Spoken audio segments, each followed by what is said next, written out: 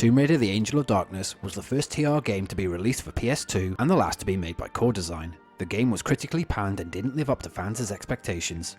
That led to Eidos Interactive handing over the franchise to Crystal Dynamics. However, I did manage to put together a collection of Easter eggs, references, and many points of interest for this video. And if you do enjoy this video, then please show your support by leaving a like and subscribe to this channel so you can stay up to date on future content like this. Now it's time to go to Paris and catch up with old friends.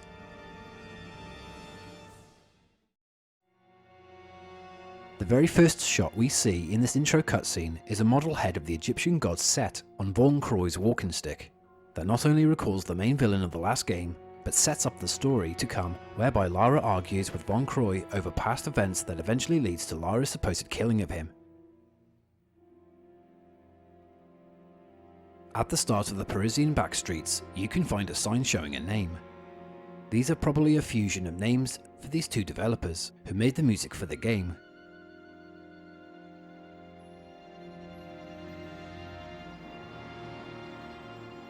On the wall nearby and seen throughout the Paris levels are these posters showing Europe 2, which is a real French broadcasting network.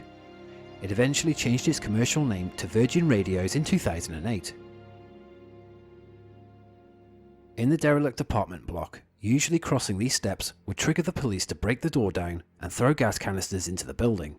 You can have a much easier time by jumping onto this broken staircase. You'll avoid the game's trigger, allowing you to explore for as long as you like without the pressure of Lara holding her breath from the gas. These framed paintings found throughout the apartment hallways are actually based off of the real life counterparts.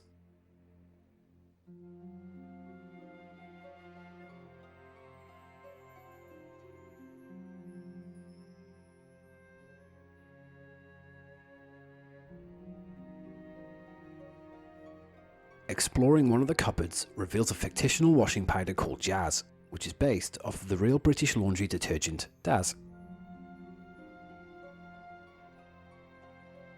In Margot Carvier's apartment, you can find a few historical art pieces. Two are paintings of French Emperor Napoleon Bonaparte, and this is a painting commemorating the July Revolution of 1830.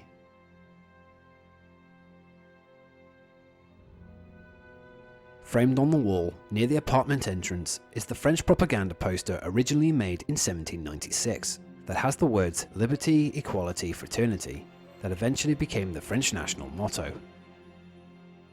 On the opposite wall are two framed maps, drawn by Flemish-Dutch cartographers. The map of Northern Europe is part of a series of drawings that make up what is considered to be the first true modern atlas in 1570.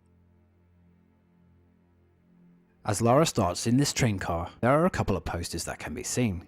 One of them is a Fighting Force 3 poster. It's a game series also developed by Core Design, and this third game was being made back in 2003 as The Angel of Darkness was released, but was eventually cancelled. Above the shutters of this shop, found in one street you can explore in Paris, is a logo with a car on it. It's a Citroën Traction Avant BL.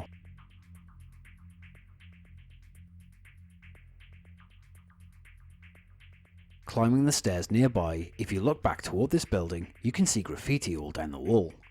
This is graffiti that's found in the 9th arrondissement in Paris.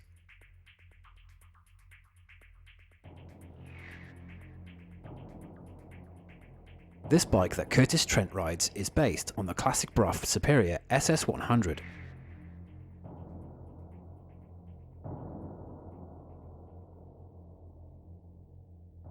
In the garage of La Serpent Rouge, there's a pin-up poster showing a woman and her guitar, which was drawn by American painter Gil Elvgren in 1964, called A Polished Performance. According to the writer of Angel of Darkness, the nightclub's name, La Serpent Rouge, is a reference to the Knights Templar, as it was the name given to certain ancient documents that supposedly left clues to the location of the Holy Grail. On another street of Paris is a shop called Lasconi, which is an anagram of Nicholas, a shop found around Paris and even the UK that sell wine and champagne.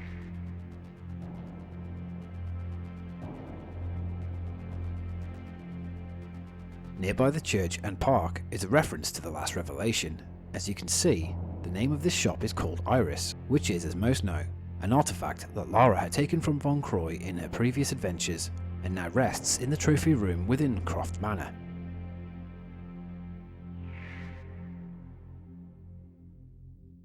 Within the Parc de Lune, you can find in the centre of the park an object called the Wallace Fountain. This is based on the actual drinking fountain, and there are many of them found all around Paris.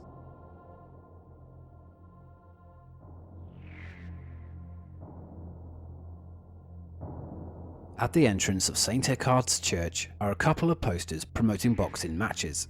The names of the boxers are members of the core design team.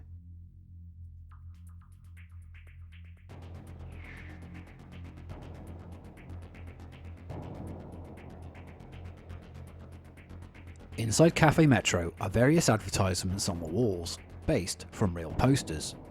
Though, on a closer look, some of them do have name changes.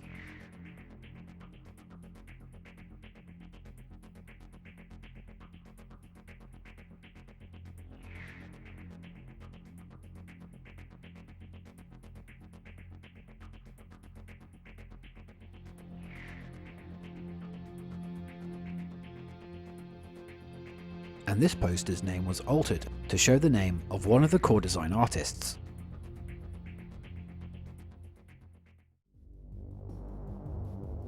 Starting off with the building itself, the Louvre Museum is the only famous building in the game Lara gets to explore. I for one have visited the place back in 2017 and loved every minute of it, though a few of these items seen in the game are not actually kept in this particular museum.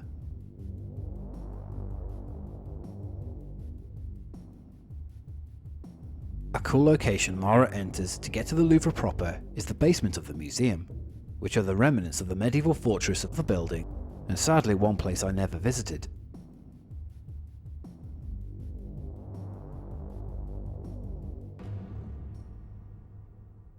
So there are many items you can see in this game's Louvre, and too many that I wish to cover due to video pacing.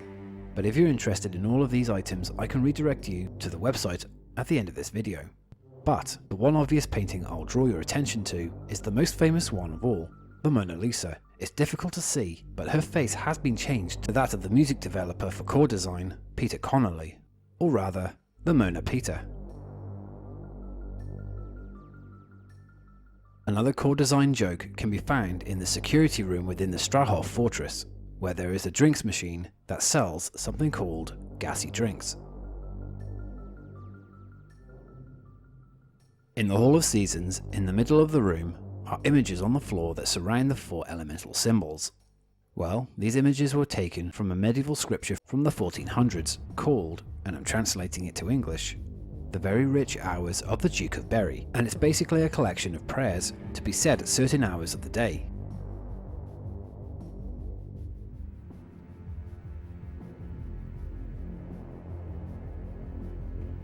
In Von Croy's apartment, you can hear Lara making her sound of discovery that is a nod to the classic games. When she found a secret, Lara would say, Aha, the Lux Veritatis.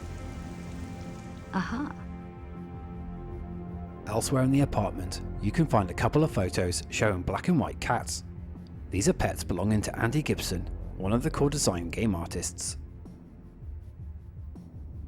At one part in Paris, Lara has to choose either to help Bernard or Pierre to retrieve for them a mysterious box in the Serpent Rouge.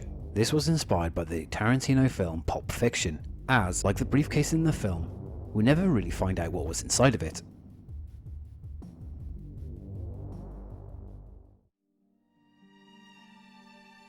Hey guys, thanks for watching this video. If you made it right to the end, I hope you enjoyed it. There were a lot more stuff, as I mentioned. If you're interested, go over to Tomb Raider Art Encyclopedia. I believe it requires a special hack on PC to be able to move around the level and stuff like that to look at the small details, but some really cool people managed to do it, so go check that out. And if you haven't yet, please subscribe to the channel and leave a like. The Voters' Choice game is well underway. I'm halfway through Silent Hill 2, then once that's all done, I'm going to go right on to TR Legends. So until the next video, bye everyone.